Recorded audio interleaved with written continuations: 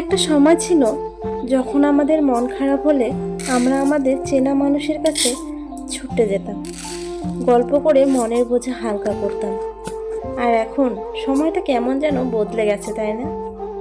এখন মন খারাপ হলে আমরা আর কারো কাছে যাই না, বরং চুপচাপ নিজের ভিতর গুটিয়ে যাই।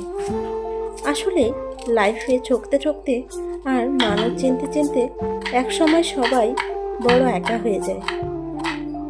আমরা একটা সময়ে এসে ঠিকই বুঝতে পারি সবাই পরিস্থিতি দেখে পাশে আসে, মন থেকে কেউ পাশে থাকে না। স্বার্থ ফুরিয়ে গেলে চেনা মানুষটাও কেমন যেন অচেনা হয়ে যায়। তাই তো আজকাল আর কাউকে নিজের কষ্টের কথা বলতে ইচ্ছে করে না। নীরবতাই যেন আমাদের সবচেয়ে নিরাপদ আশ্রয় হয়ে দাঁড়িয়েছে। জীবনটা বড় অদ্ভুত, তাই না? তবে একটা কথা কি জানেন, কেউ আমাদের ভালোবাসুক আর না বাসুক, নিজেকে ভালোবাসতে কিন্তু ভুলে গেলে চলবে না। দিন শেষে নিজের যত্ন নিজেকেই নিতে হয়, নিজের মুখের হাসি নিজেকেই ফোটাতে হয়।